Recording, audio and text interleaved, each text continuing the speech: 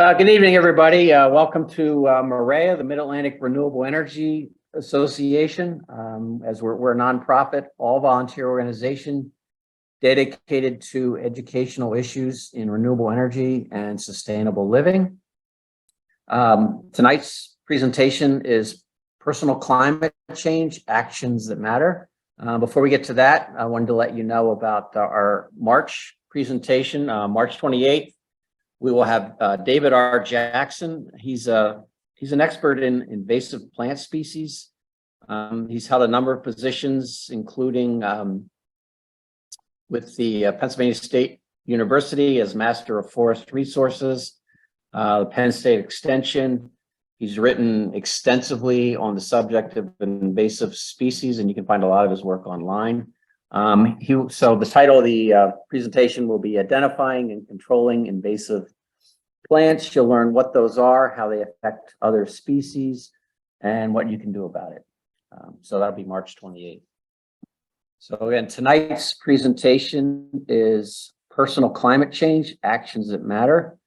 Presenting will be two board members of MAREA.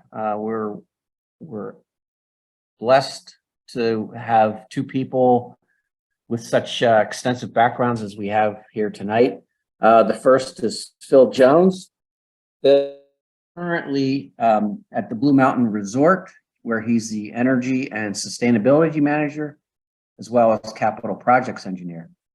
Prior to that, he directed the Green Business Solutions Division of EMS Environmental, which helps businesses reduce energy and resource use through more efficient processes. Phil has a mechanical engineering degree from Cornell, a master in mechanical engineering from Cleveland State, and a graduate certificate in renewable energy from St. Francis University. He is also a lead accredited professional, that's leadership in energy and environmental design. Also a BPI certified building analyst. Phil's been on the MAREA board for 15 plus years now. So Phil will be leading our presentation, and also on our presentation tonight, an also board member is Diana Ortiz Burns. Her current day job position is Director of Facilities. She's an active volunteer and contributor to her causes. She holds several certifications, including the APPA Certified Educational Facilities Professional, the U.S. Green Building Council Lead Green Associate Certification. She's a graduate from Muhlenberg College with a BS in Environmental Science and a minor in Sustainability Studies. So welcome to tonight's speakers. And Phil, I'll turn it over to you. I just couldn't resist this quote from Charles Dickens. It was the best of times, it was the worst of times, it was the age of wisdom, it was the age of foolishness, it was the epoch of belief, it was the epoch of incredulity. It was the season of light, it was the season of darkness, it was the spring of hope, it was the winter of despair. So absolutely prophetic for today's situation. And here we are now. Climate change is now dire. You know, we keep ratcheting up the dial. At the same time, technology is available to significantly decarbonize our consumption. Decarbonizing is now the current buzzword for electrification, which is a way of basically taking out the fossil fuels from our emissions. At the same time, progress has been minimal. We used more energy last year than we used the year before. And the year before was more energy than we used the year before that. So it's been a little discouraging on that front. At the same time, assessing our emissions and modest plans have become popular with government and business. It's now an actionable part of everyday operation in business and in government. Not yielding results yet, but it's got positive, at least hope there. And the recent passage of the Inflation Reduction Act shows great promise of some opportunities to really get some things moving. So as you note, the ones in red are the negatives and the ones in green are the positives. So the best of times, organic food is regularly available out of, 0 to 60 pretty quick. Local farming is coming back. Local stores are being supported a little bit more. Working from home, what a humanizing experience. And you can chat and Zoom locally and around the world. So we have everything close to home and as far away as you can get. It's the worst of times. Single-use plastic abounds. Enormous homes with barely anyone inside them. A car or more per person. Fast fashion. Explosion of storage units. All major contributors to our emissions. We have technology available to decarbonize our supply. This is something that we couldn't say that long ago. So as we've accelerated the emissions, we've also been quickly developing solutions. Of course, we had nuclear for a while. I don't consider that a green fuel, but it does not emit. It's a decarbonization plan. It removes carbon from the, or it doesn't remove carbon, but it does not contribute carbon while it does contribute energy. Unfortunately, it also contributes toxic waste. But biomass, wind is now on par with natural gas in cost, just about, very close.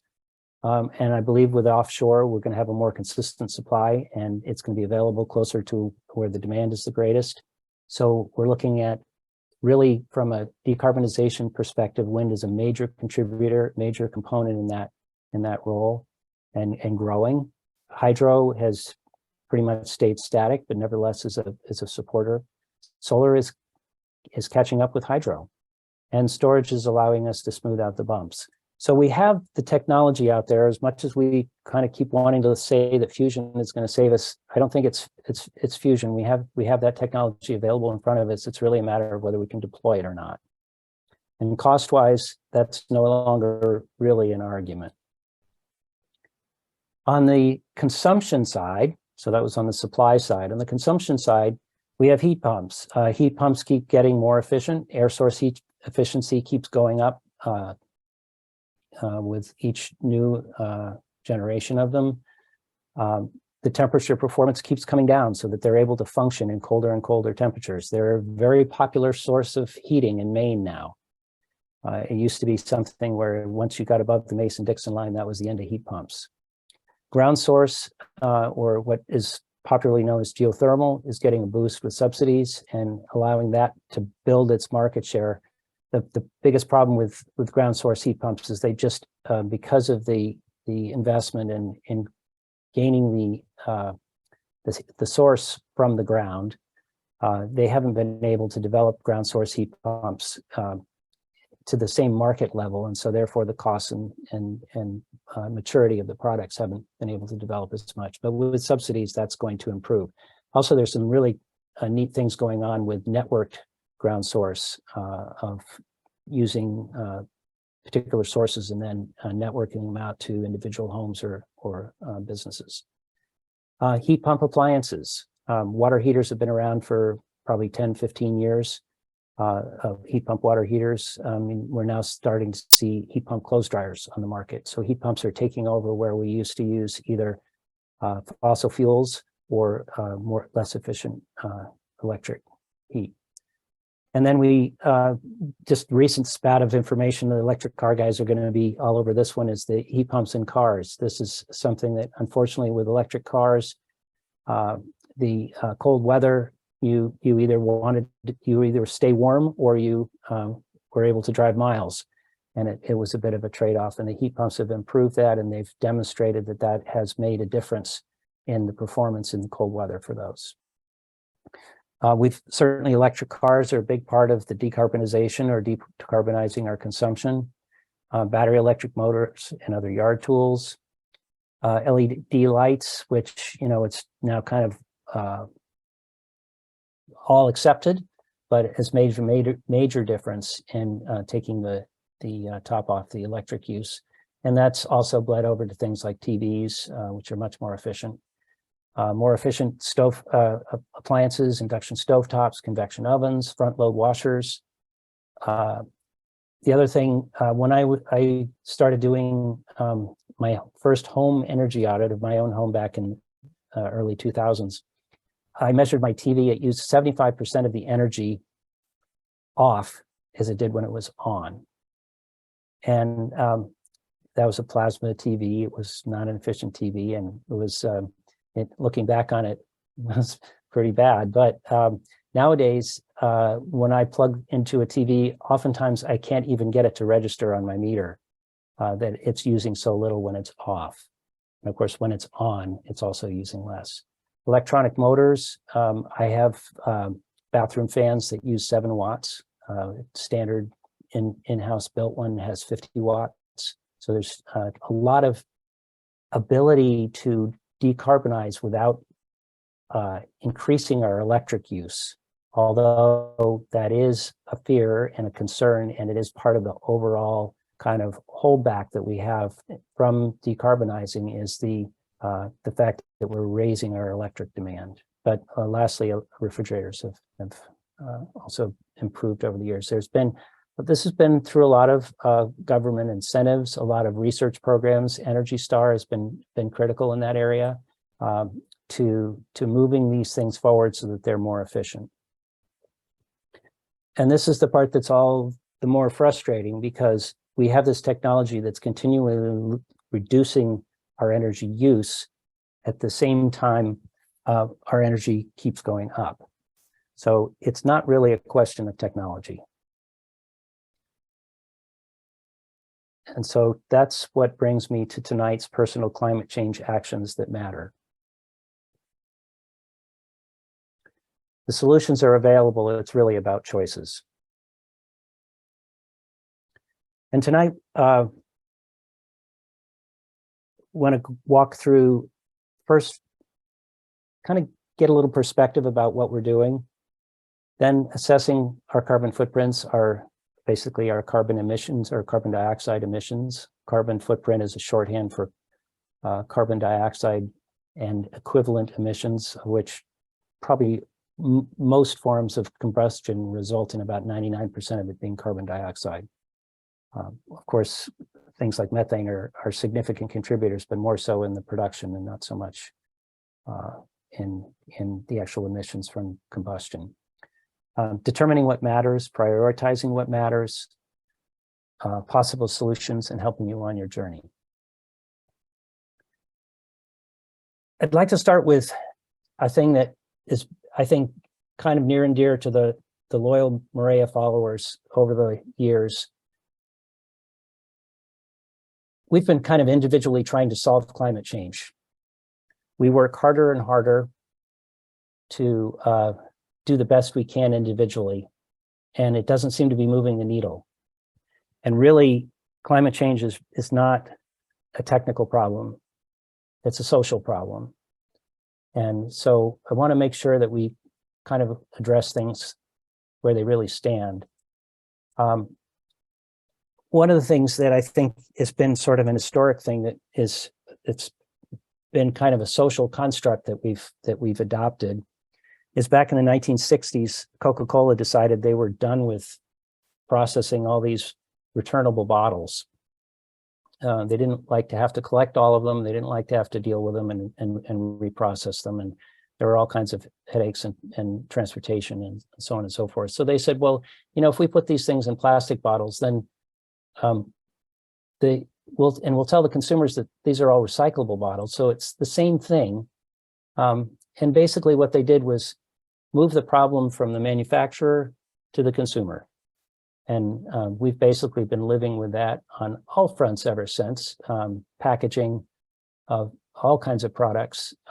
Everything really falls back to the consumer as being the one that needs to be responsible, and the guilt associated with not being able to get rid of things. We've not provided the tools with which to really make a circular economy. So, but with our MAREA team, we've been, On the one hand, your perfection will have an insignificant effect on climate change.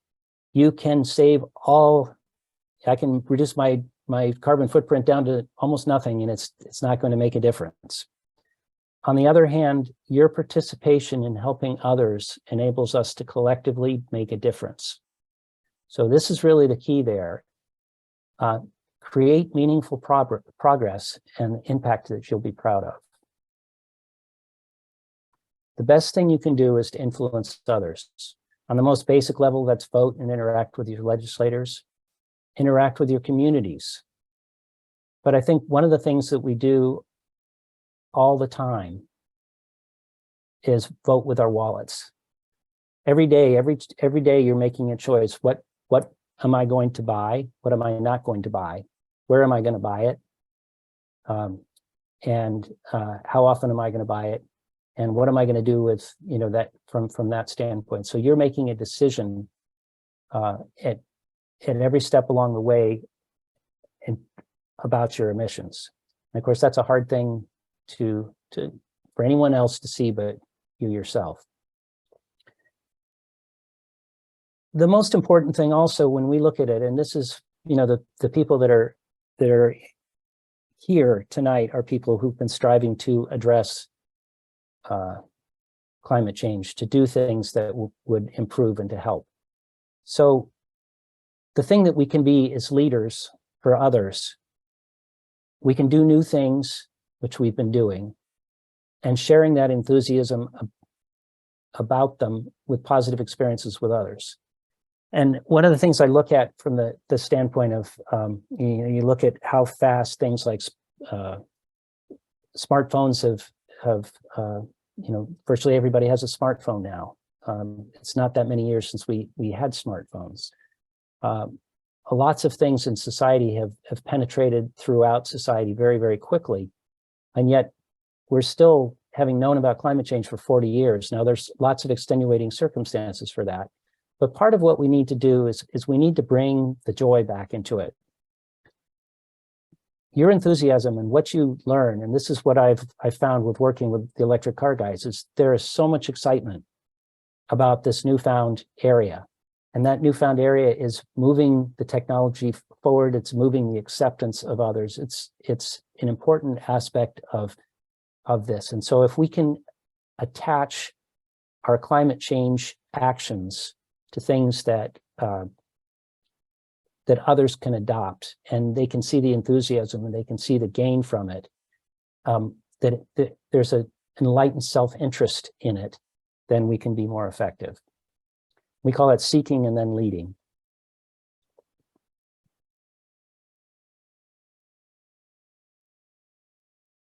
But you can't do that unless you have something else to offer, or something to offer.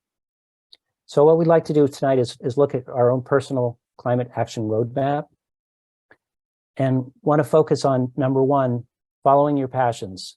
What are the things that you'd like to improve? You can't do everything, and some things you're not interested in doing, and some things are a burden, and some things are blind spots. But there are things that you do feel strongly about, and those are the things that rub off, and those are the things that influence others. You want to make sure that you're working with verified resources so that the information that you are making decisions on is accurate and appropriate. You want to rely on a community and a network like MAREA. Certainly there's many other groups of people out there that could communicate. And one of the things that we need to do as an organization is encourage more interaction among the people who participate in these sessions. Finding what works for you.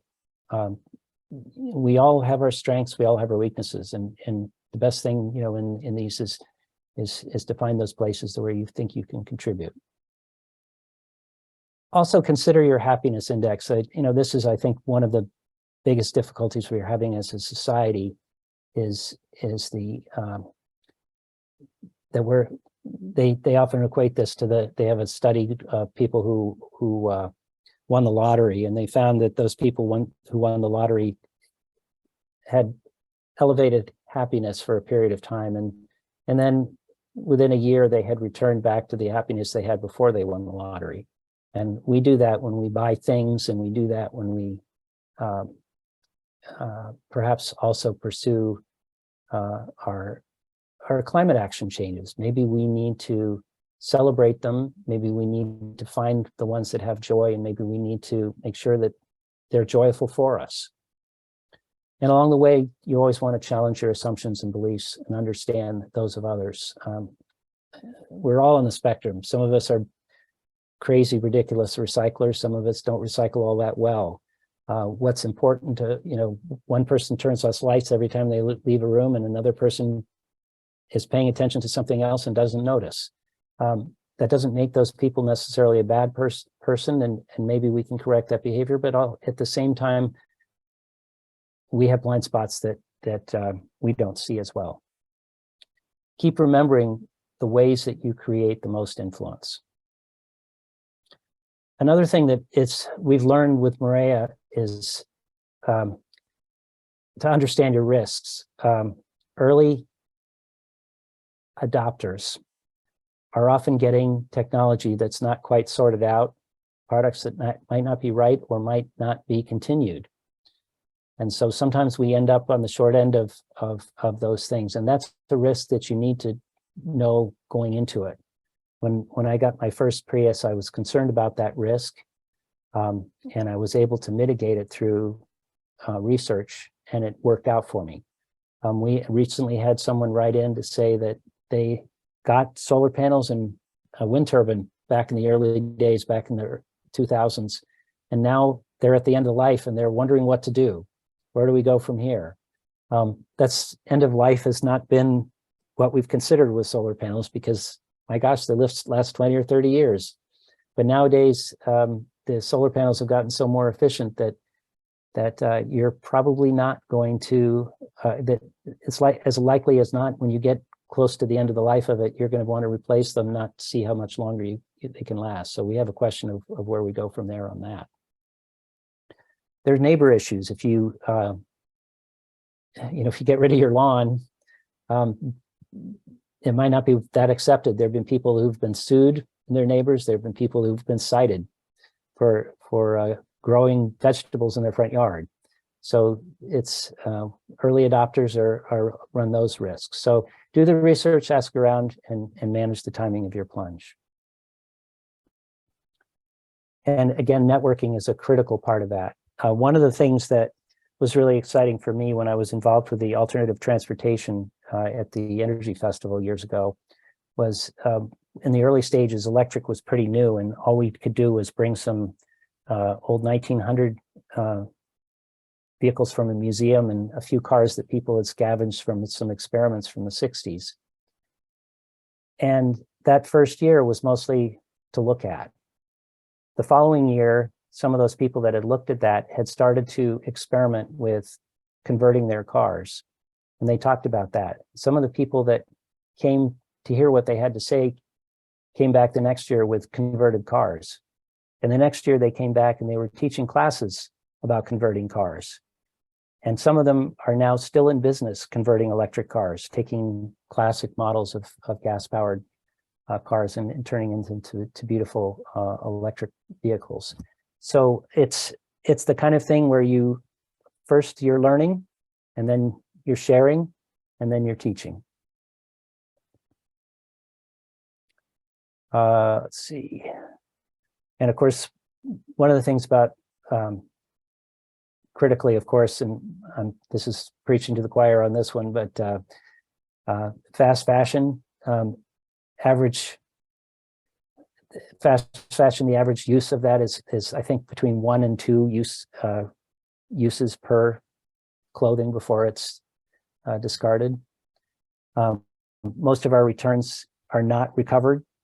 They are, although that's beginning to change a little bit, but in the past several years, particularly in the early years with the online stuff, that it's just thrown away.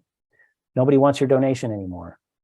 Single-use plastic. So all of these things are something that we can take to heart. So to start with, in exploring this, there isn't a answer. there's a lot of good answers, and there's some things to consider. And so how do you look at it for yourself? How do you consider what's your best move? And so one of the ways we can do that is we can use some simple tools. And those simple tools are not very sophisticated. So they don't give you all the information that you'd really ideally like to have. They're not personalized to a large extent, but it's a place to start, and it's a place to start looking. And it's a benchmark potentially that you might want to use in looking back and seeing what you've done since then. And it's a way to really start your search. So one of the ones I just picked up as an example is the Nature Conservancy, and I don't necessarily recommend that, but it's over any others. What I found that was interesting was it was fairly simple to get information in fairly quickly. I didn't have to do a lot of research for it. It gave me a nice assessment relative to others. It startled me how big my footprint was. That was a little scary. What was scarier was how big the average footprint was, the dotted line above that. And it gave me a little bit of a breakdown of where that went. So let's travel in and look at that footprint and see where it is. So transportation, my transportation footprint is made up of two vehicles, a Prius, and I guess that listed as diesel, but when I did the footprint, it was gasoline. And then I also had airline on that.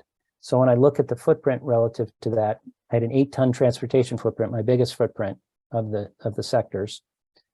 16,000 pounds. I like to think of CO2 in pounds. The tons is too scary. That's still a huge number. And 2 flights to California, which unfortunately I couldn't avoid, were 5 tons of my 8 tons for transportation.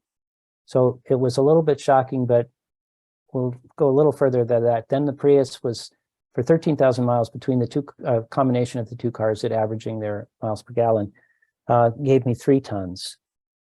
So that led me to go back and say, well, what kind of mileage equivalent was I getting on the flight? And that was about 17 miles per gallon. It's obviously not comparing apples to apples, because what's happening is you have a large group of people on a common airplane. You're taking the total miles per gallon for the airplane, and you're dividing it amongst the passengers. There's some people who say if you fly coach, you use less, you have a smaller footprint because you have less space. I don't know.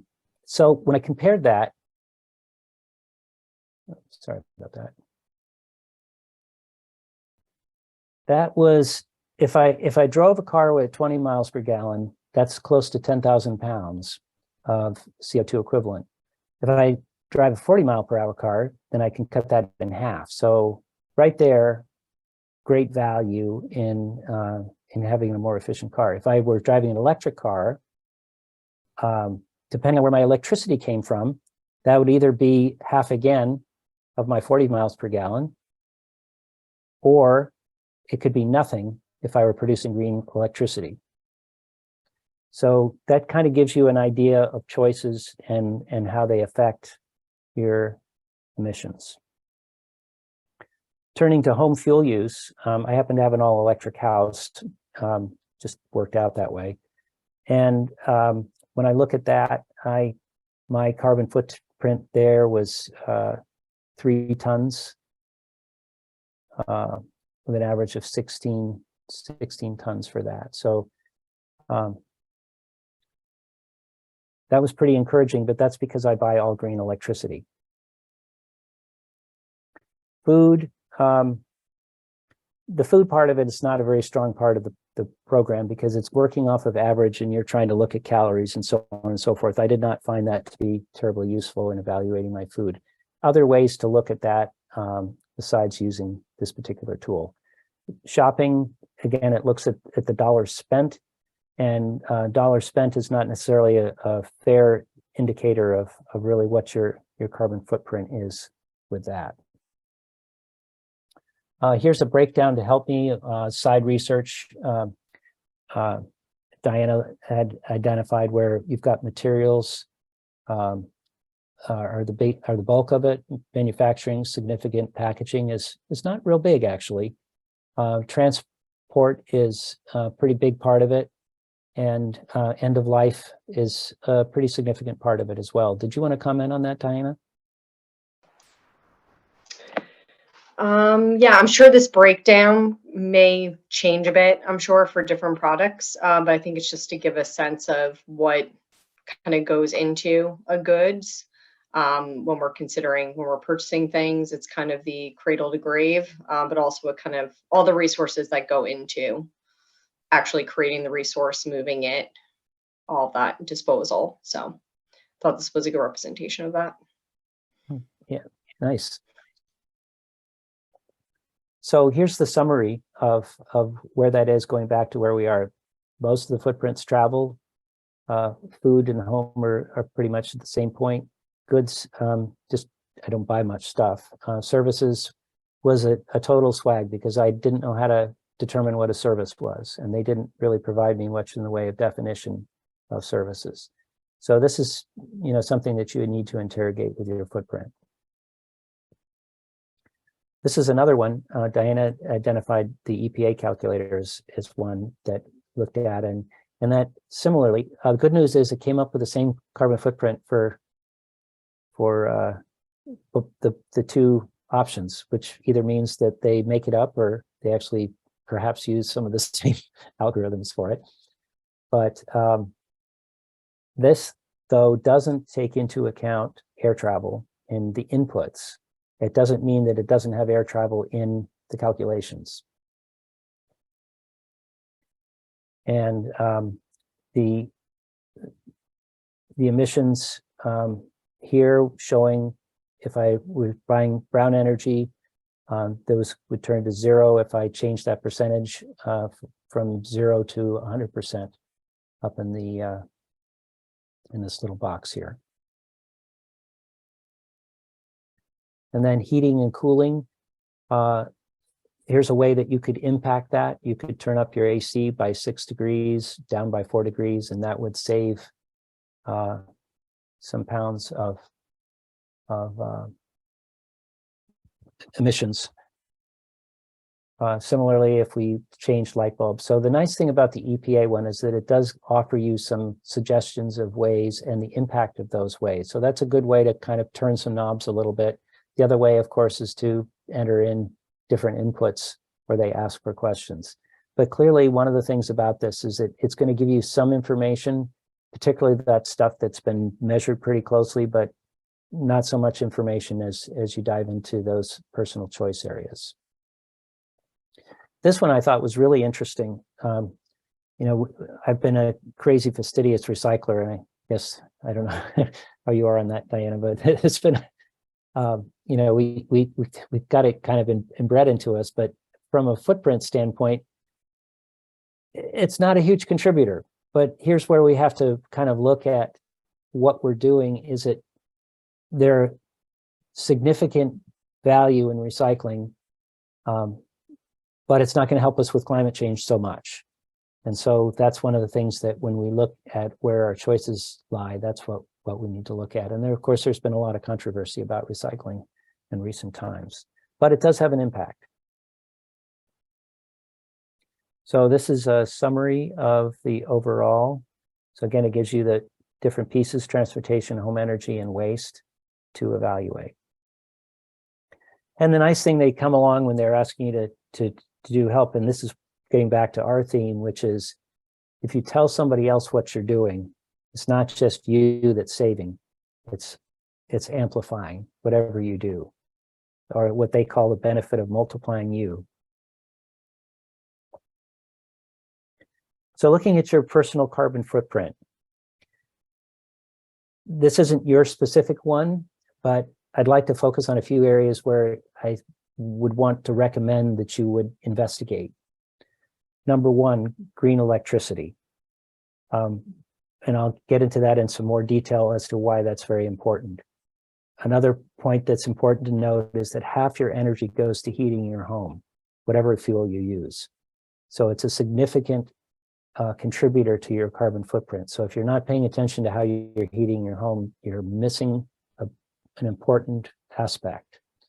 And part of the heating, you have the supply, which is your furnace or your boiler or your heat pump, and you have the demand, which is your building envelope, which is sucking the hot air out of it's not really sucking it, it's letting it leak out. But in some cases, if it's air infiltration, it is literally sucking it out of your house.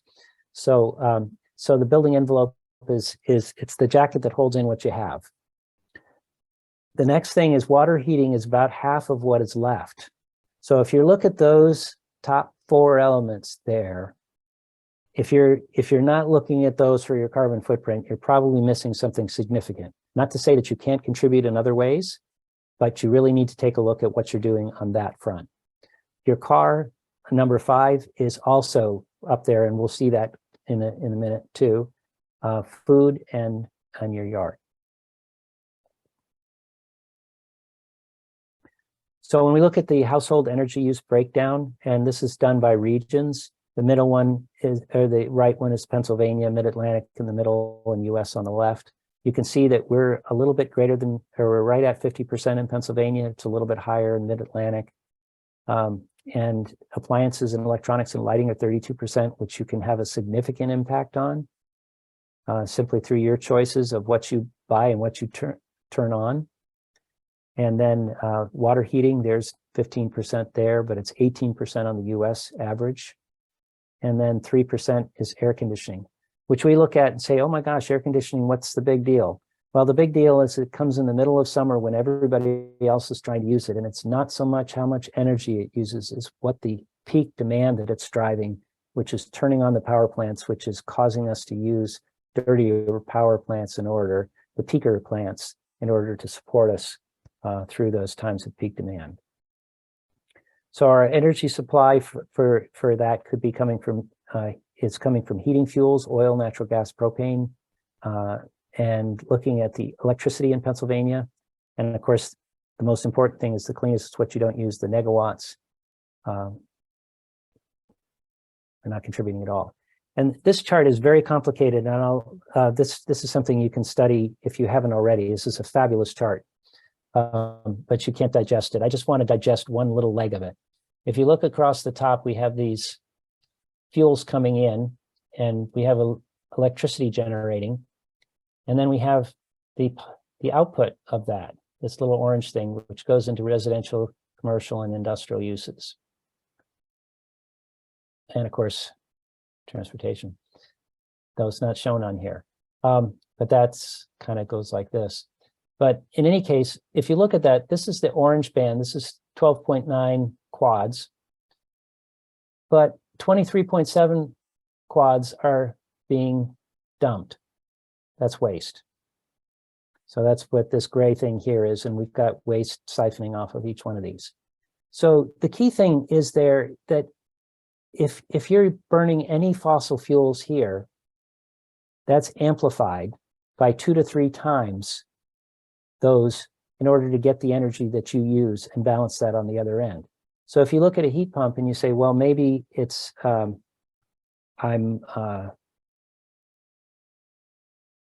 seeing some improvement with I'm not seeing as much improvement with the heat pump until you go back and you see that when you balance that out, because the electricity that you're using, if you're not using clean electricity to support that heat pump, then you've got all this waste that you're contending with. And so sometimes you think you're improving things by going with the heat pump, and in fact, you're not. Here's the electric generation by sources in Pennsylvania. So the majority of it's natural gas, big chunk of it's nuclear, a little bit of it is, or still a big chunk of it is coal. We have renewables that it's getting better, and then hydro. So that's the breakdown. And this is from the energy, I think from the EPA or the Energy Information Administration. So green electricity is that produced from renewable sources, hydro, wind, solar, geothermal, biofuels, and I use nuclear again as not so clean, but it's doesn't generate greenhouse gases. So that's green electricity, and you could produce it yourself. And that's where we've been big thing, and energy independence and wonderful things about that. And the key thing is you can do any one of these 4 bullets and still have green electricity.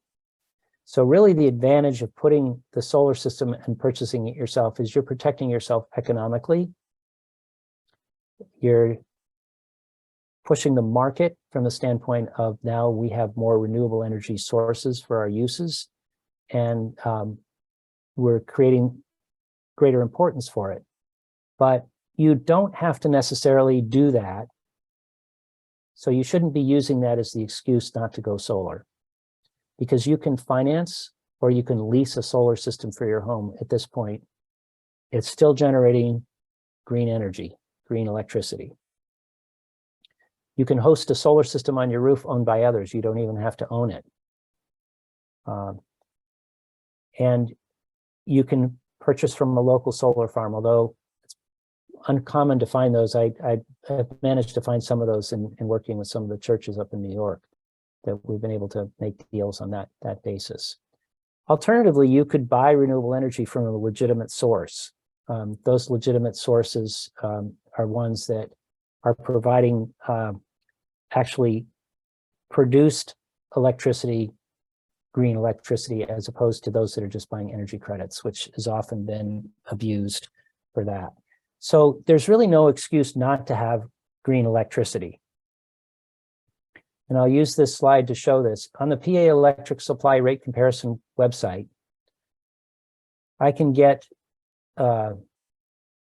best green for $12.29 a kilowatt hour. Yes, I can do a little better, 10.68 cents for non-green. Both of these, this one's 21 months, this is 34 months. But both are below the price to compare of $14.61 cents.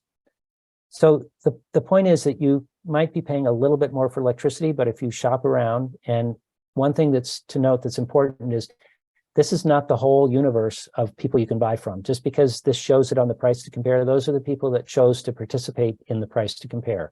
They're not all the people that can sell you electricity in Pennsylvania. So if you have something like Clean Choice, they're out of Washington, DC. That's who I bought electricity from last year. And that was totally green produced electricity. There's lots of other suppliers out there you can shop around.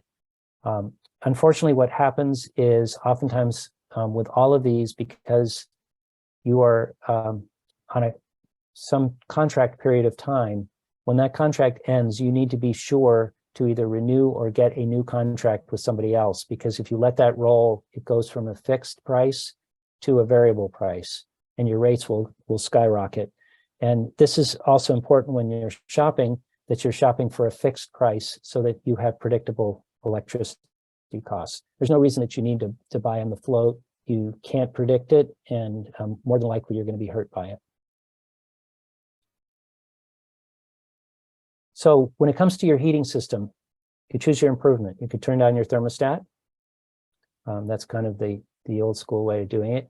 Although I would hasten to advise you that if you have a heat pump, you should not turn down your thermostat, because heat pumps do not respond well to changes in temperature. They sometimes have a hard time keeping up. And one of the things they do is they'll use their backup source in order to help them achieve the temperature that you've set on the thermostat. So you have to be very careful about turning them up and turning them down. We just keep ours at a comfortable 63 degrees, 62 degrees, and that seems to work for us on a 24-hour basis. So there's a no cost. You could convert your existing oil furnace to a natural gas furnace, and you're going to see a significant improvement. We're going from 17,000 pounds of CO2 a year down to 4,000 pounds of CO2 per year. So that's a big improvement. It's not the preferred improvement because you're still on fossil fuels. We're still supporting that approach. But when you look at the alternative, if that is your only option, it's a relatively inexpensive, and if you can install that, it's better. I still look at that and say, I'm safer with a heat pump. I'm more efficient with a heat pump.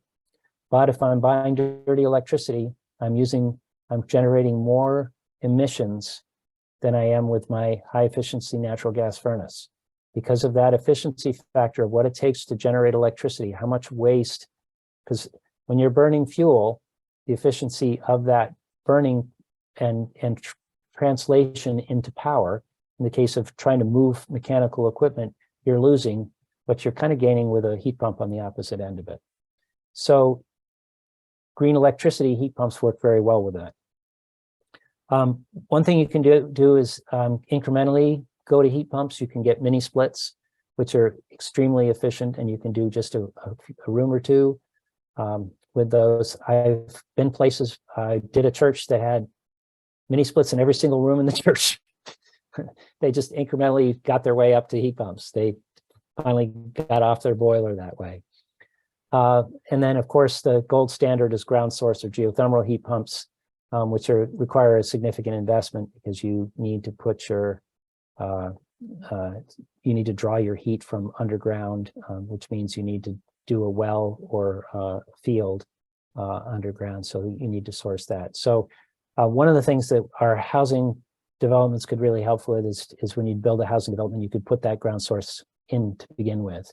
And that's one of the things that we're starting to see a little bit of here and there. But again, looking at it and saying, you know, my size of that system that I've got is going to determine part of my footprint.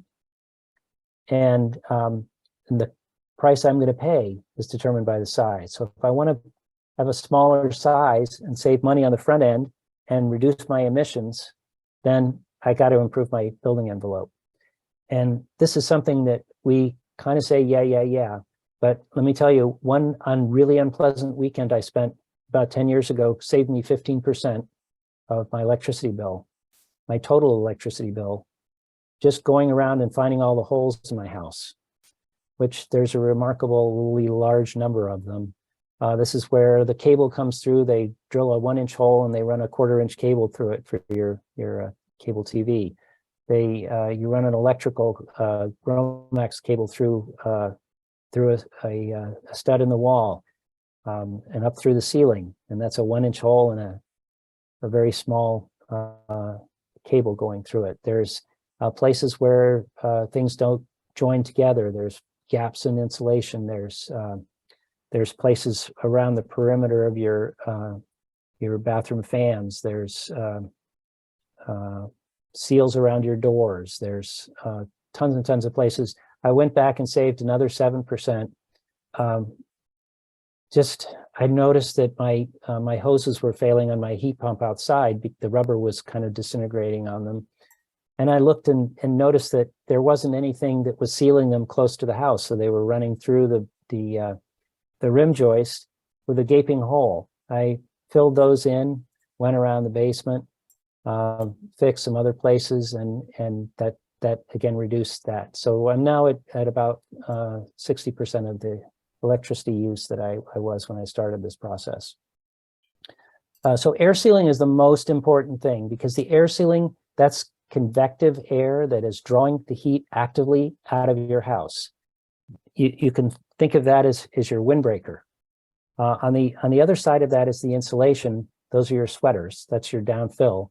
That's the thing that's going to help slow down the conductive transfer of energy, which is much less effective at doing that than the convection.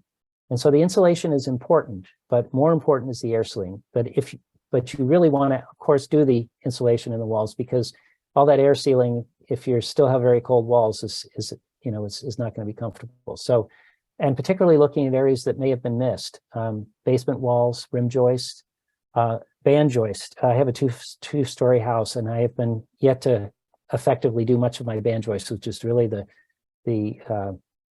rim between the first and the second floor. The rim joist is between the basement and the first floor, is that 2x6, 10, 2x10 or 2x6 or 2x8 or whatever it is that you've got that's holding up the floor of your house. Typically those aren't insulated.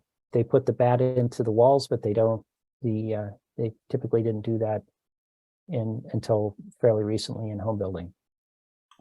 And then the ideal would be that if you used energy recovery ventilation on top of that, so that the way you were ventilating your house was not such that you would be exchanging the air without first recovering the heat, keeping the heat inside the house, but still getting fresh air.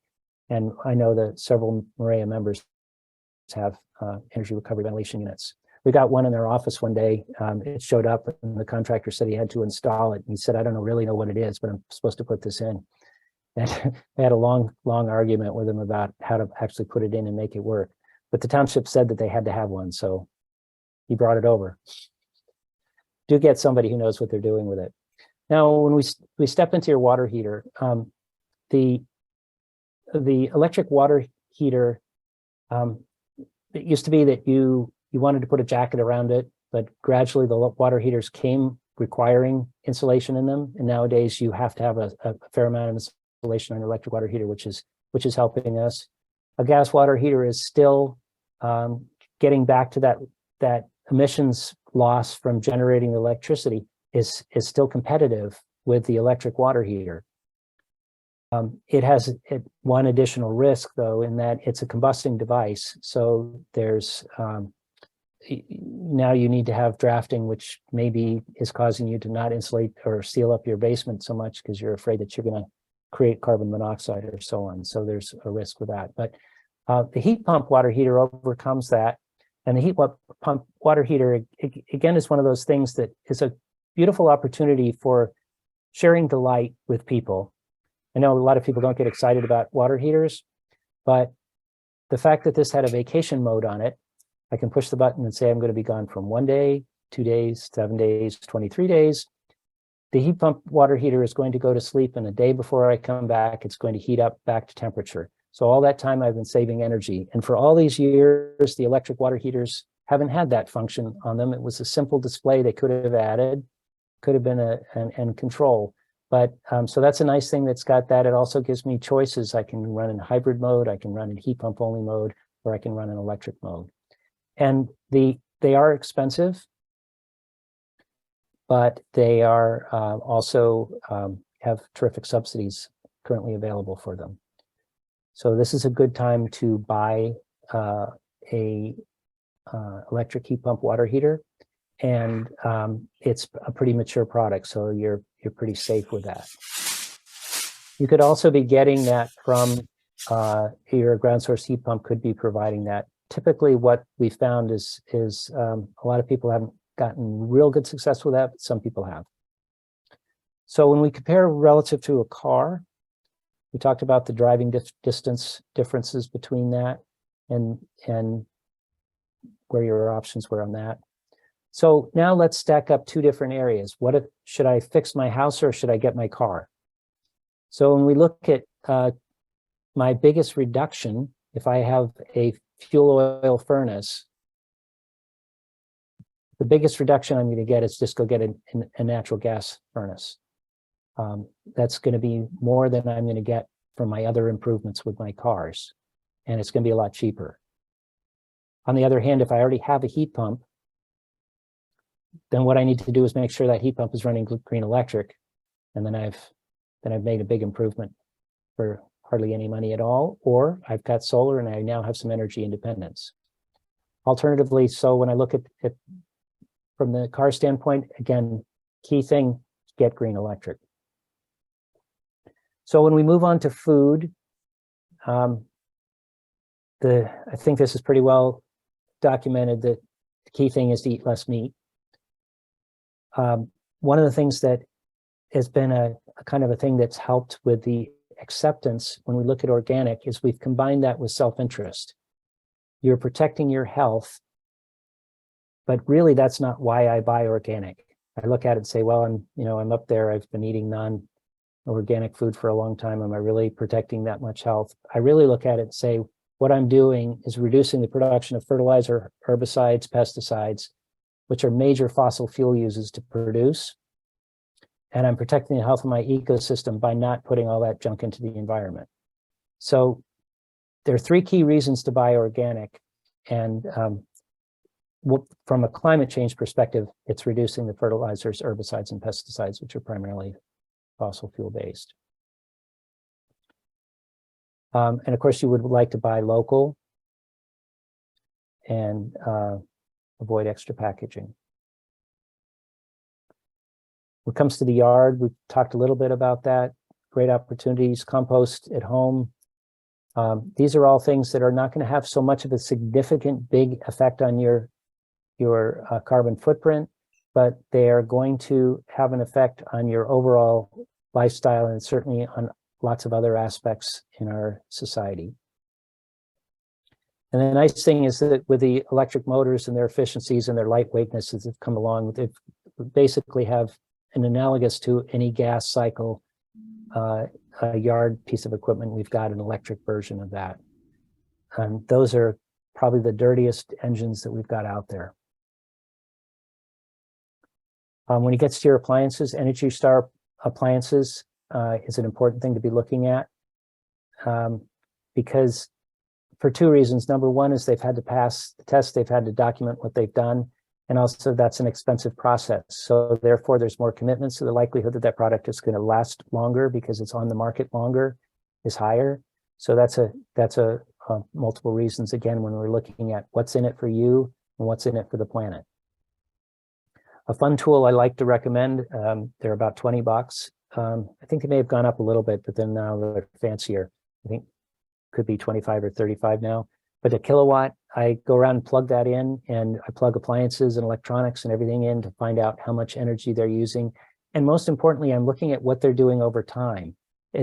One sample of a refrigerator doesn't tell you how much energy that refrigerator is using. You need to look at it over 24 hours, and this will keep track of it, tell you how many kilowatt hours for that time.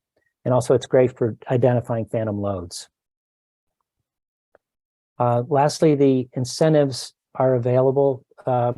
These are not fully out there in terms of accessibility quite yet. The Inflation Reduction Act has created this wonderful promise, but we don't really have tools yet to deliver on that promise. So when it comes to a heat pump water heater, you want to buy it soon, but maybe not too soon. I want to look for that. But they're promoting heat pump water heaters, induction cooktops, efficient heat pumps, tremendous. We brought back the solar incentives, or they brought back the solar incentives. There's some things to improve your electric panels so that you can accommodate for outages and things, and make updates to handle that, as well as your electric car for that. So there's incentives for that. Households, you can spend up to $14,000 and get credits for that. And other energy efficiency things like air sealing, windows, etc. And this electric vehicle is brought back, and it's been brought back for the cars that have sold more. That, for example, the Teslas has been phased out. So with that, I guess we're ready for some questions. If you haven't been able to get to the chat, we'll certainly allow you to ask your question verbally. So why don't we start with the chat, and then whoever said they couldn't get to the chat, we'll get to your question as well. Go ahead. So a lot of these are really useful information. Okay. Somewhere there was listed an example of Pico has a $350 rebate for heat pump water heaters. Yes, and those are additive. That's important. You can get both the federal credit as well as the utility credit. So it's going to get to the point where they can almost pay you to get that water heater. They're about $2,000, so you need it. Go ahead. I'm looking for questions. I'm seeing a lot of comments here. Joe, do you have a question teed up? No, it was actually, like you said, there's a lot of comments. I see a question. Where would be best to find someone to do a house energy audit? That has been a tough one. I was an energy auditor on a commercial basis, and it's been hard to find residential energy auditors to, it's been a hard way to make a living because the market has been so cyclical. There's a lot of demand right now, but there hasn't been a lot of demand in a steady state. But I would probably talk to your utilities, because they usually have a line on some of the auditors that they would use. And in fact, some of the utilities do offer free auditing free audits. The audit is a little bit of, you get what you pay for, a little bit of a risk from the standpoint there isn't a residential standard for an energy audit that I'm aware of. There is one for commercial audits, but for residentials, there's a little bit of buyer beware for that. So you want to ask them questions about what they're going to cover. If you could get a sample report, that would be a really nice thing to, if they're willing to give it to you. They may be a little reluctant to do that because that's divulging information, and it may be divulging somebody's private information. But if They could give you a blank one. yeah, if they could give you a blank one, something to give you an idea of the scope of what they're going to cover, because you will find lots of difference, and particularly the utility ones tend to be a little bit quick and dirty. So there's a comment here that I think is really useful. Talks about whole house tankless instant hot water. Yeah. How does that compare to a heat pump hot water heater? Well, the electric ones historically have not been very effective, and they use a lot of current. So a lot of times you find that you have problems with, if you have a 100 amp house, your service is 100 amp, you're stressing that a little bit on that side, depending on what else you've got on that. So I don't know if I'd pair it with an electric car, but the other thing is that so the thing with them is they demand a lot of electricity for short periods of time. So you're not losing a huge amount from the storage aspect of it. So the gas forms of those historically been something, because you used it for short bursts, which is nice for gas, and gas for that sort of heater, water heater has been a good fuel for that. But then what we're trying to do is get away from that, and of course get away from combustion in your home. So I don't really recommend it. There are some applications that it might be useful. One question, a follow-up to the heat pump water heaters is, do heat pump water heaters have an outside evaporator heat exchanger? No, they have an inside one. So they are robbing heat from your house, but it's not robbing very much heat. And my net was reducing my energy use for my heat pump by a little more than half. So I was using a little less than half of what I was using with my electric water heater. And but that's a net off my total electric use. So when I look at that, that's where my gain was. And so if I've got losses, that my furnace, my heat pump has to work a little harder to keep my house warm, that's accounted for in that. So it's a net gain. You do need to have a little bit of air circulation around them. That's not a lot, but you don't want to put them in a closet. You should have them in an area where they have a little bit of air circulating around them. You don't have to provide circulation; they'll get it themselves. But you need to have that air access. Another question I found is how best to judge renewable energy companies. For example, I'm using one Inspire, but only hope that I made a good decision. Yeah. That they're doing what they say they are doing. Yeah, and I know. Yeah, there's not much in the way of standards on that, Joe. Maybe, and that's maybe something you can contribute on. Is there? No, it's been obviously you have the big name companies, the Constellations, the Direct Energies, the NG Resources companies, national brands. Mine throughout the years has been kind of hit or miss. Word of mouth is always best.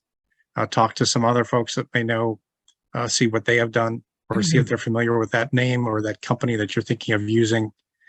And if you go to PA Power Switch, at least what I do when I'm choosing an electricity supplier is they have a little drop down under the company name that specifies the type of contract that you're signing up for. I always recommend that you don't sign up for one that you could, I recommend that you sign up for one that you can cancel at any time. It doesn't have any early termination charges. There's no charges to join them. Those types of things that are relatively basic, but can hit you hard. And to a point that Phil made earlier, always make sure that you know when your contract ends, because you don't want to get into a situation where your fixed price contract ends, especially in the middle of winter. You suddenly become aware that you're on a variable rate contract, and that could be extremely high, especially during the winter months. So make sure you keep track of when your contract starts and ends. But again, it's kind of hit or miss. So Heidi is asking, is there a valid verified carbon offset company for individual purchases? And Rick is responding, I think, to that question saying Clean Choice. Yeah, I wasn't aware that they were doing that. I was buying electricity from them, but yeah, if he's aware of that, that would be great. Yeah, I don't have anybody to recommend. Sorry. Does anybody else have any?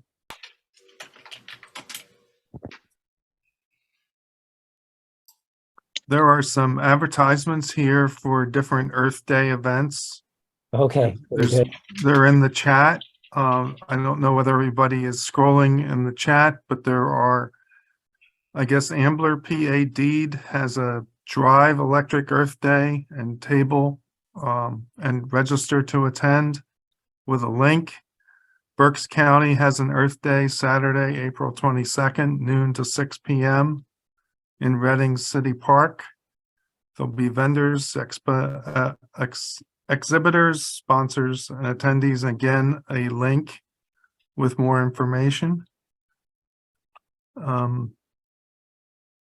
There's also here, oops, I just lost it. Hold on.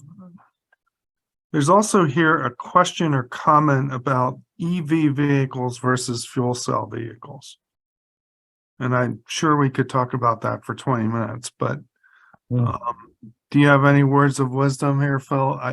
We're not in California, we're in Pennsylvania, so, but I do know that fuel cell vehicles are being marketed in different states, but I'm not sure they are in Pennsylvania. So maybe you can comment. Well, first of all, we're the last place, unfortunately, for any of these innovative cars to be marketed because we're not in the key California, Massachusetts, New Jersey. I forget the other states that are participating in this process. So that's where they tend to sell those cars. But the fuel cells are obviously newer cars. The advantage with the fuel cell is as you get a bigger, heavier vehicle, you've got an opportunity to convert it, and then the fuel is not so much weight as the weight of the battery. So it's a coming solution that it's going to have trade-offs, and maybe more commonly. And some of the, I'm sure, I think John McVicker's on here too. He might want to comment that you're going to see that as, in some vehicles. It's, right now it's much more expensive. The battery, and we've had so much success with the battery proliferation, at least in the early stages of things, that it's made the fuel cell not be as immediate, but certainly there's been a lot of work in that area, and that's going to be an opportunity. And I think, again, with the probably larger, heavier vehicles. Here's a really good, I'm going to read this verbatim because I think it will engage a lot of discussion. The New York Times wrote a piece about the billions in wind and solar projects that are being abandoned. Yes. Because the volume of projects has overwhelmed the antiquated systems to connect new sources of electricity to the grid. Delays are years long and developers are walking away. Can you comment on this? What's the solution? Oh, that is very sad. Well, one solution is put solar on your own house, because it's not going to be hard to get a permit for that. So you can contribute individually in that way, in a stronger way, because we need to get more renewable energy out there. So definitely you can do your part on that end of it. And whether you buy it or you lease it or you rent it or whatever, then that's definitely an opportunity. That's a hard one. You know, people have been predicting and people have been arguing that the grid was ready, and in some ways it is, and in some ways it isn't. The biggest problem is these energy sources are not in the same places that the energy sources were before. So now we've got all this infrastructure built for the wrong place, and it's very expensive to move infrastructure around. So I think one of the things we have to, one of the things that's an advantage with solar is it's pretty portable, and you can locate it. Generally speaking, you have a lot more flexibility in where you can locate it. So if you can locate it on former power sites, particularly coal mines, coal plants, then that's the best way. I know this offshore wind project in New Jersey is using a former, I think, nuclear plant. Source. Substation associated with Oster Creek. Yeah. So there's a real advantage with trying to locate things to follow along those lines. And I think we have to be, I think our people are permitting these things and so on. We need to have a lot more collaboration in this, and also a little more cooperation in trying to phase out the old and the new. Historically, and I know this, I've been with a number of new business units that were growing out of old business units. And their idea was that we would do this smooth transition from one to the other. And the fact is that transitions are not typically very easy things to do. And this is a really unfortunate circumstance. And this is really unfortunate because we're finally getting around to pursuing it. And now we're going to get held up.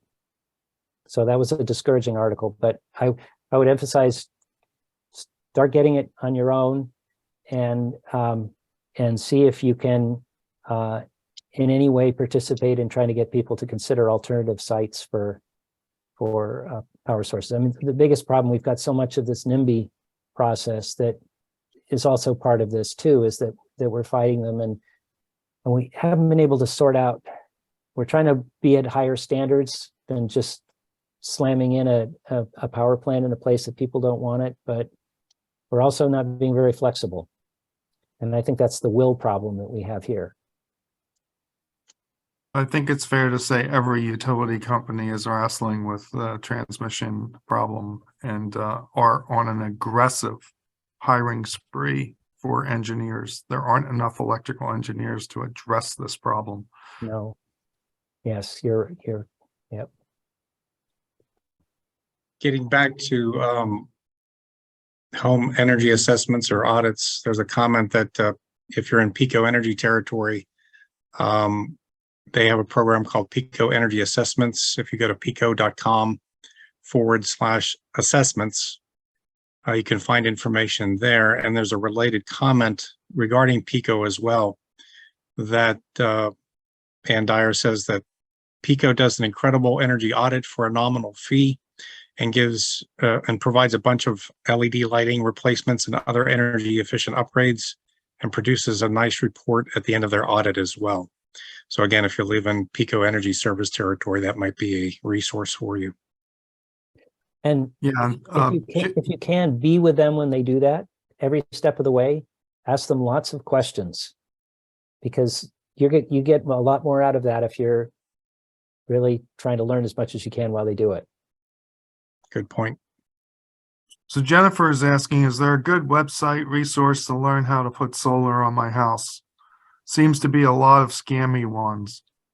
Oh, well, you could read Vera's book. I don't know if you can you still get that on Amazon? I don't know. But that's probably the best definitive book on that. It's probably needs to be updated technology-wise a little bit. Other than that, there are books, but I don't have one that I can recommend other than that one. Then We'll post that on the website. I think it's listed on the website, her book. there's a question around improvements in electrical storage to provide electricity when the sun doesn't shine. Yeah. That's another holy grail that utilities are wrestling with big time. Yes. Yes, it is. And that's again something you can be looking at on your own home situation, but that market is struggling a little bit to get products out there that they can deliver. There's been a lot of promising in that area and not so much delivered, but there's some I'd say that's something I'd be holding off from in the short run. And then there's a comment here. Could you please explain how CCAs might be moved forward faster? I'm not sure what CCAs are.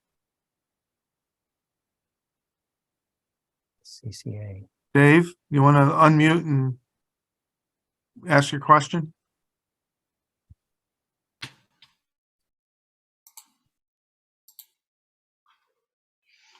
Is he there? No, he noted community choice aggregation.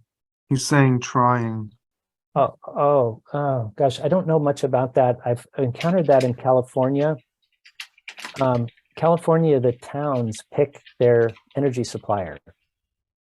Out here, we individually choose, but out there, the town chooses. It's a sort of a quasi deregulation, and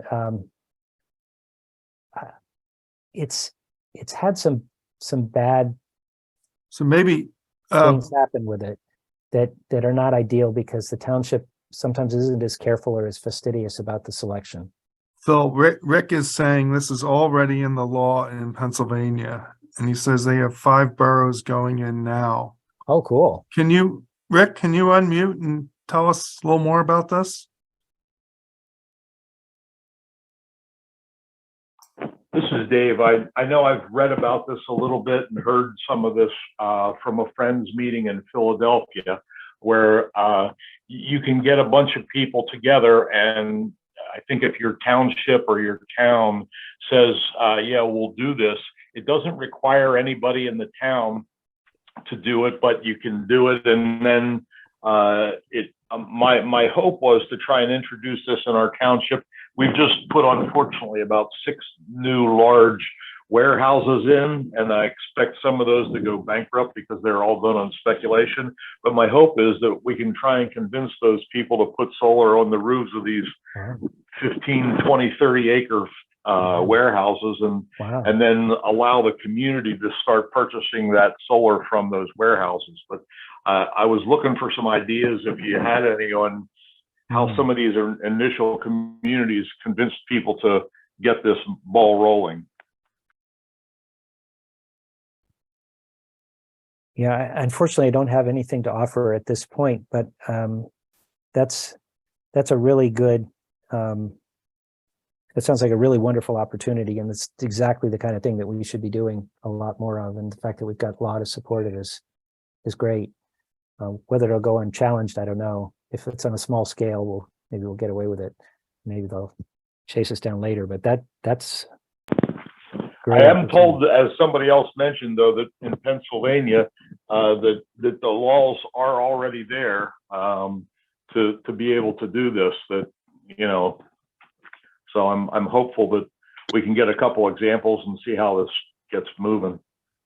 Yeah. Yeah, he's Rick Denzine doesn't have a mic, but he's putting in the chat a website, www.ccaforpa.com. Okay, great.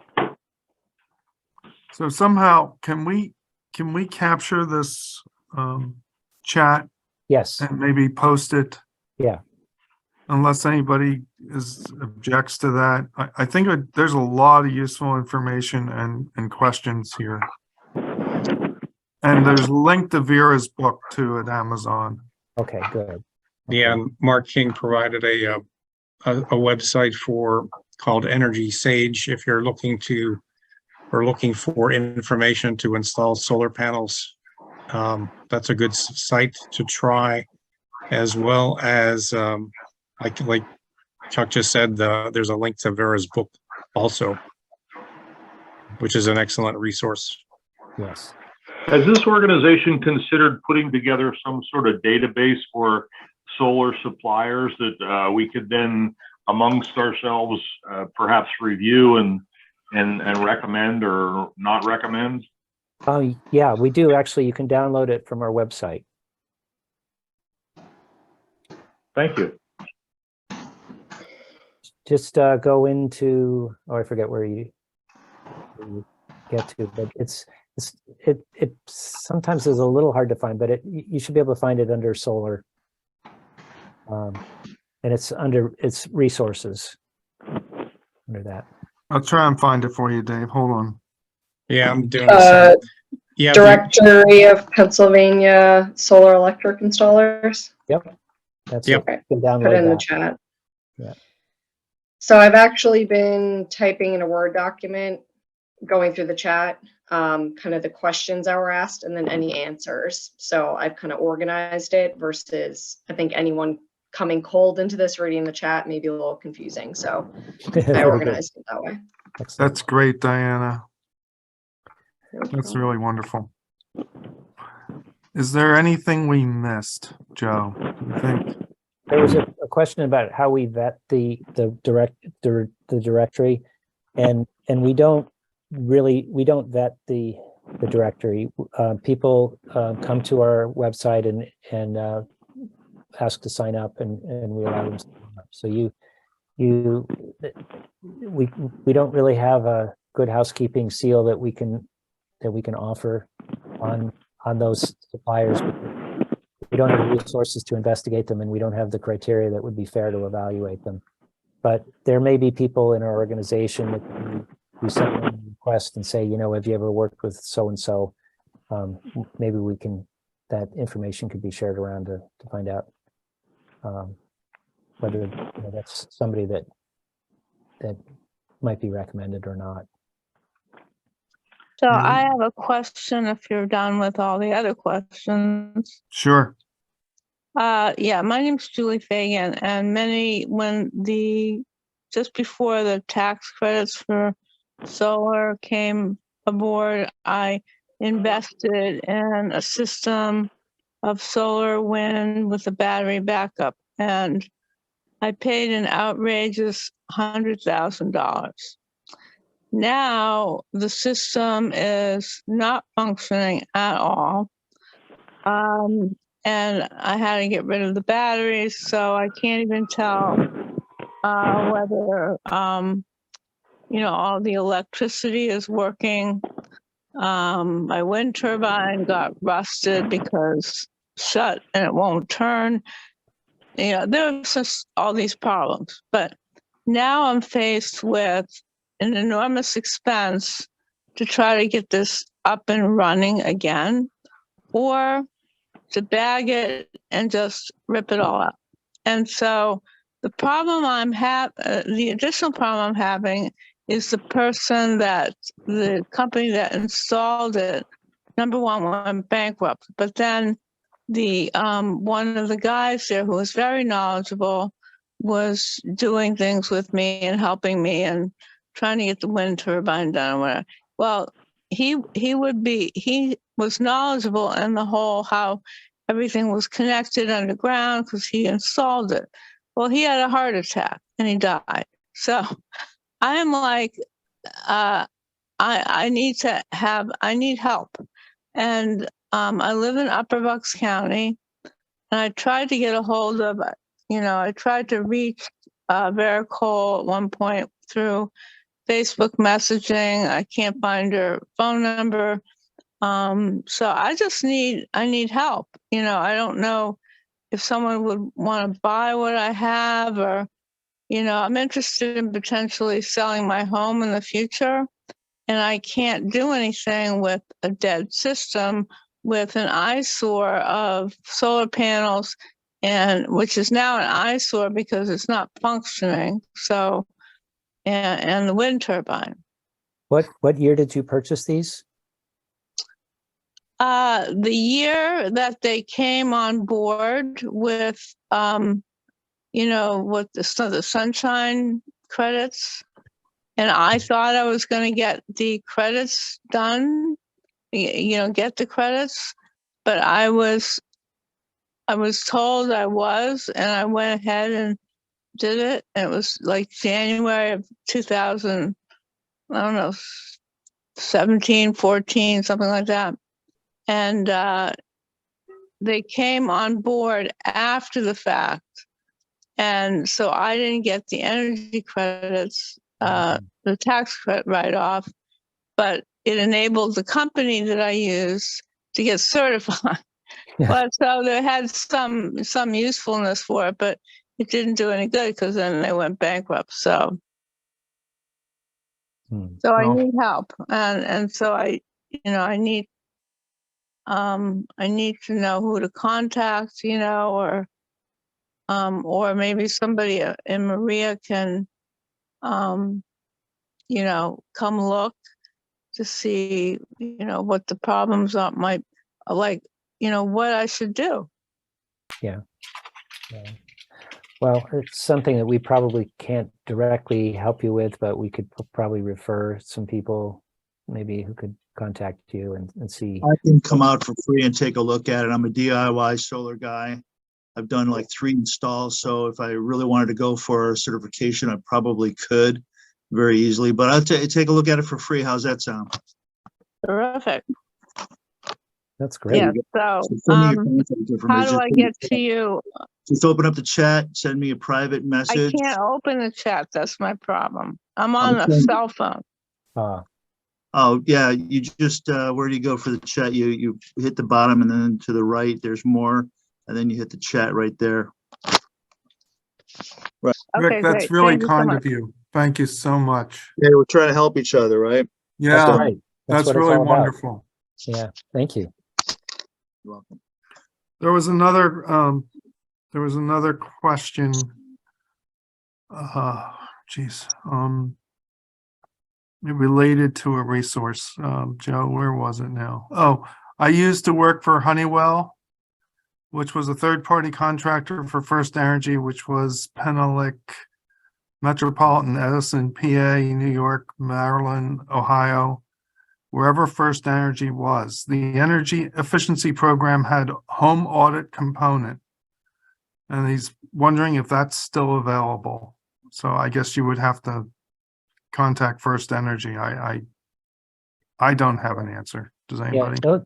No, and those things do tend to come and go quite a bit. But you can go on their website and you can look it up. Usually you have to chase down because, as you know from working with Honeywell, that it's a third party. So you're kind of going to their website and then you're going to have to eventually get transferred to who that provider is. So you just have to sort of keep poking around until you get transferred, and then that's where you'll get the information. But you have to go to the utility side to begin with. And there's a solar co-op in the county, Solar United Neighbors. Maybe that's another resource that might have some contractors' names or something. Looks like from searching it, I think it's in DC, but doesn't change. They probably have maybe a more regional kind of reach. Okay. I'm going to include it in the notes, so I can Okay. certainly look into it more. We don't need to include Julie's phone number in the notes, though. No, we won't. But regarding the notes, this is it's fabulous, the feedback and the number of chats that we did receive. And like Chuck pointed out, there's events coming up, there's suggestions, there's resources. Diane, I appreciate you putting together those notes in a way that people can look through them easier than the chat. But like I said, this is probably the most chat notes that I've ever had to try to keep up with. Yeah. And Rick is saying Which is fuel good. cell vehicles are tied to fossil fuels, and that opens up a whole nother discussion, but just depends on where you're getting your hydrogen from, right? Correct. Yeah. So I'm, Yeah. Yeah, I just- always the assumption. I'm big on electrolysis, and there's a lot of momentum in larger and larger scale megawatt electrolysis systems for producing green hydrogen. So just they can't do it fast enough. Somebody also was trying to speak. Did you? Yeah, this is Dave. I just wanted to put a real quick blurb in for another resource that Rewiring America. Yes. They have an IRA calculator that's, if you're trying to get somebody excited about doing some of these upgrades and so on, it's a really nice, you can put in just pretty much an anonymous thing, put in, a little bit of information, and it'll spit out what kind of money is available for you and rebates and tax credits. It's a really nice thing to kind of just generate energy and get explaining to people what the potential is there for the IRA coming up. That's tremendous. Thank you. That's great. I'm sorry, what was that called? Rewiring America? Yes, rewiringamerica.org, and they have an IRA calculator. Thank you. I have that in the chat, but I just thought I'd mention it to people that aren't able to see the chat. Thank you. I've lost track.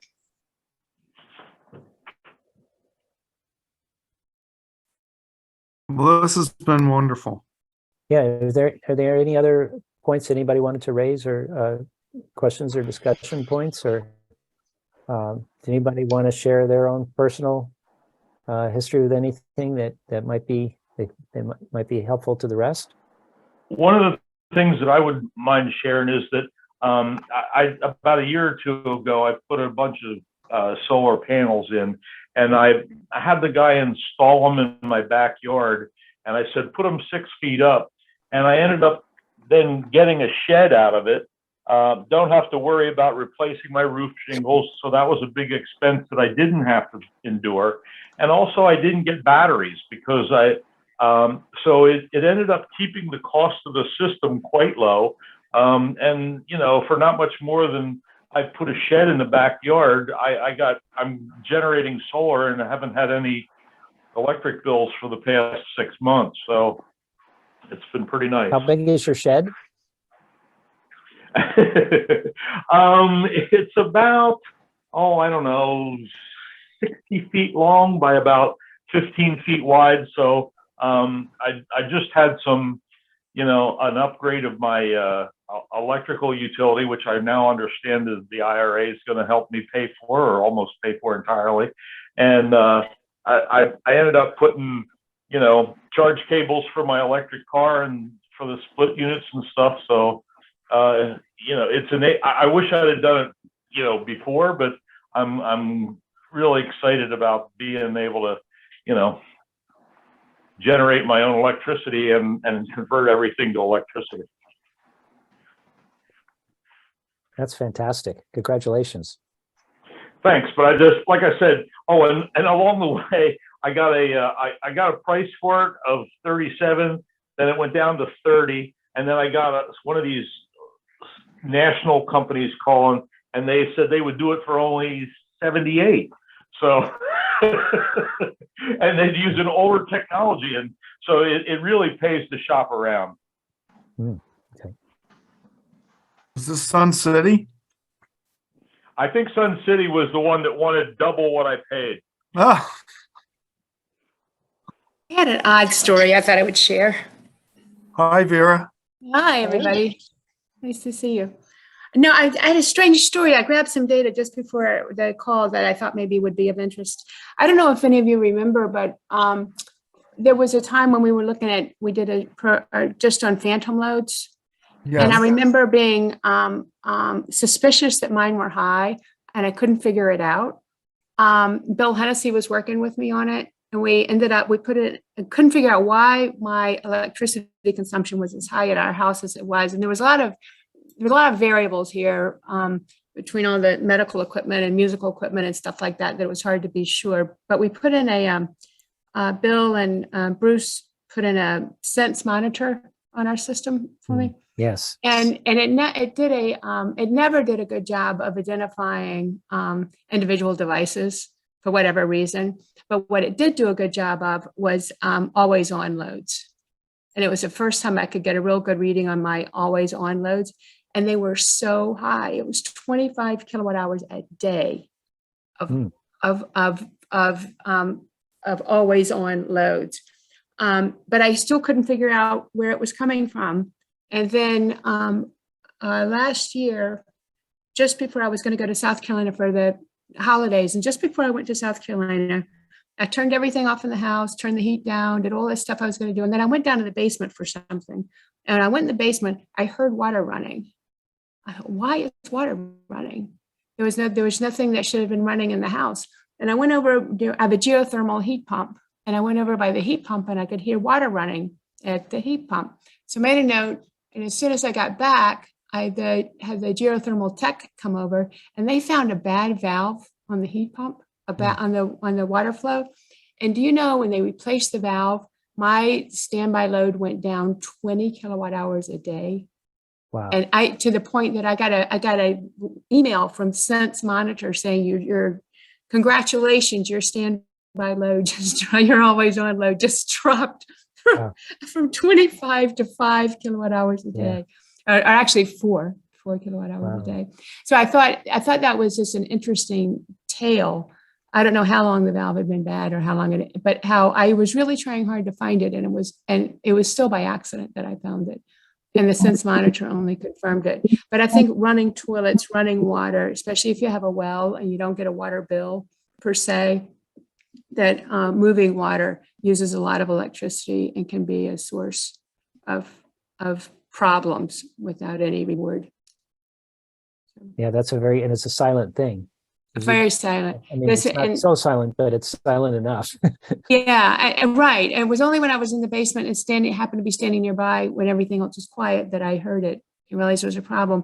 But I will say that this was a year ago, January, and I'm glad that I was able to tell Bill, and Bill Hennessy, and he was super interested in what it was. And I saved the valve. I still have the valve to show him.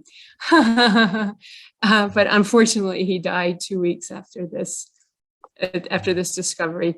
And but he was so happy that I was like, remember one of our last conversations was, I'm on my way to net zero, Bill. I got it now. That was the problem. But anyway, I thought that story may be of some interest. Yeah, that is, and it's something. This is where, when we look at our electricity, that's where chasing this stuff down and understanding where you are using your electricity, it's an adventure in itself, that also would pay dividends, because you do find things that you would never have expected using energy. For me, it was a bad radon pump. It was failing, and a lot of times those. This was a motor. So a lot of times it's the motors and things, we're kind of sometimes chasing lights, but it's more frequently the bigger power users or the motors. Those of us with wells, water is a part of it. Yes. That's a little under the radar a lot of times in terms of what we think about. I got a weird one. Yeah, go ahead, Am I on? Yep. Okay, so yeah, I got my phone on, but so I've had a solar array, DIY solar array since 2016. And at first I didn't have a battery backup, but now I do. Part of the issue was the existing, provider that I selected had a proprietary battery system, which they really took advantage of. If you wanted to buy their system, you had to pay just gobs of money. So I went with a Sol-ark inverter from right here in Plano, Texas. And this thing is great because it has a special circuit just for your electric car. So it'll charge your electric car directly during the day or off the grid at night. And that's a great thing to be able to see that. And then at nighttime, it will take any source of light that you happen to have.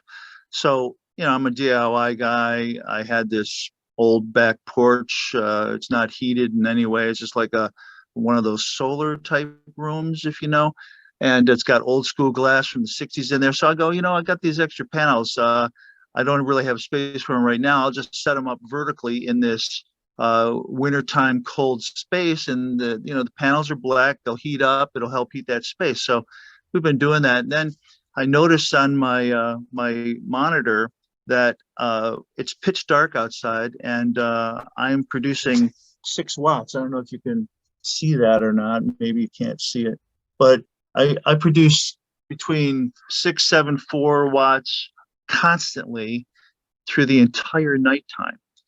And it's coming from those solar panels that are set up vertically in my Florida room. I think 3 of them face 2 street lights that are about 30 feet, 40 feet away. And 2 of them face a street light, which is about 150 feet away. And that is what's producing 6 watts constantly, Wow. all night long. So yeah, isn't that wild? We're going to go out and camp in front of those lights and with our solar panels and Yeah, I can run 1 or 2 LED lights off of that, but a lot of folks don't know that the actual inverter itself takes a little bit of power to run. So this is defraying that cost to run it, or that amount of electricity to run the inverter itself, which is very cool, I think. Also, this inverter, I found this out the hard way. When you have a normal system that does not have a battery backup, when the power goes down, you go down, which I always thought that was insane. I go, that can't possibly be true, but it's absolutely true. Most of the inverters that are sold are of that variety. You have to have a battery backup, otherwise you will go dark when the grid goes down. However, the Sol-ark inverter, it's a 15,000 watt inverter. I actually turned it on with nothing but solar at 6 o'clock in the evening.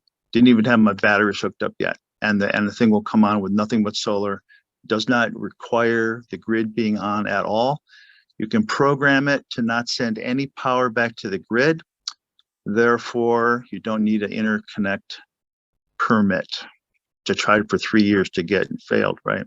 So I don't send anything back to the grid at all, but I can receive power from the grid whenever I want. And I have the clean choice, as you know. So it's really the best inverter that I've found so far. that's great. It's good. So that's Sol-ark, Solark, right? Yeah, Sol-ark. I think it's sol-ark.com, I think. But here's another interesting innovation with this Sol-ark inverter that I learned this the hard way, but all the inverters that I've worked with so far, they all have a circuit, that has to go into your breaker box, and that is the circuit that actually powers the inverter, right? Not your grid. So that's how they maintain grid sense. Then you have a line that goes back into your power box or your control box, or a separate load center that's just for dedicated circuits, and the problem is that those loads are very low. So most homes are 200 amp services, or even they're building 250s now. So this most typical solar setups are 65 amps. That's it. The innovation with Sol-ark is it's for residential. It's almost like a commercial unit that you'd find with like Ideal Power or somebody like that. It takes the power right off your meter. So your meter normally has a wire that goes right to your load center, but the Sol-ark 15K takes the power right from the meter straight into the inverter, right? So you have to have your outside breaker, of course, and then another heavy duty residential 220 line that goes into your entire load center.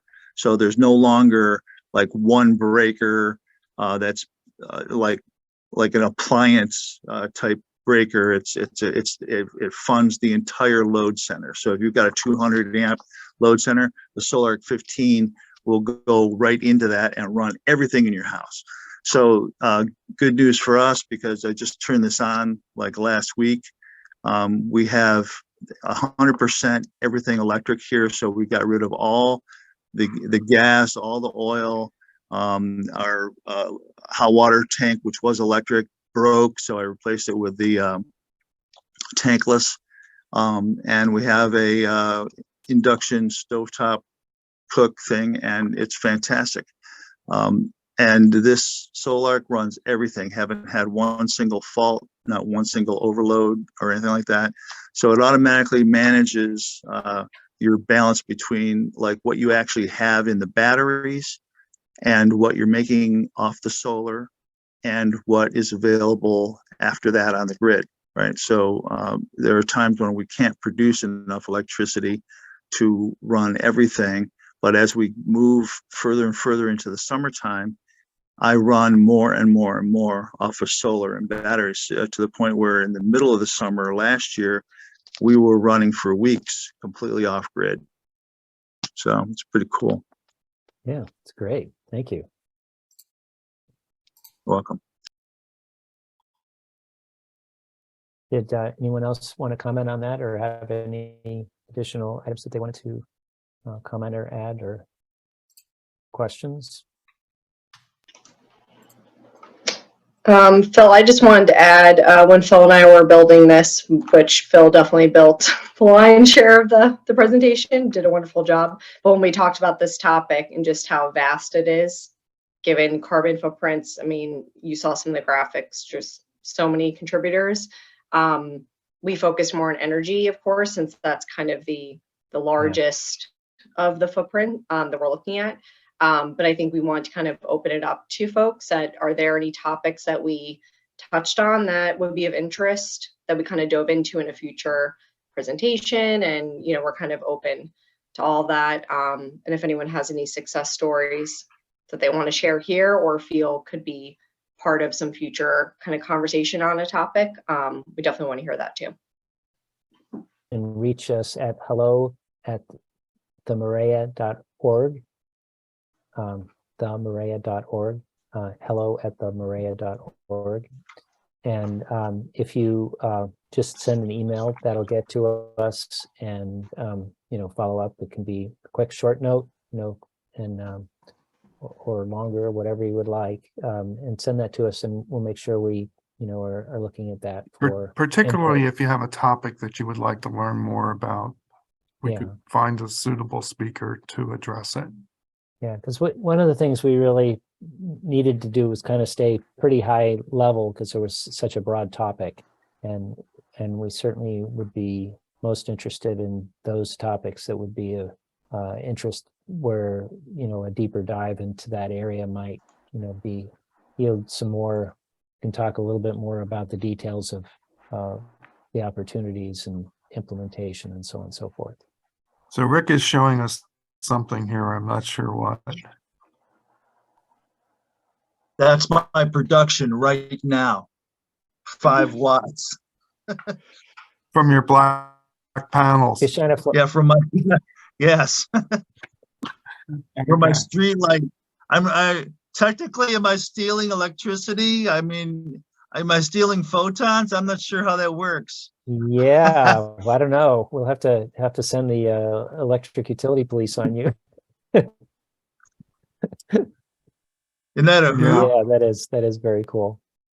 Joe, do you have any last minute words or?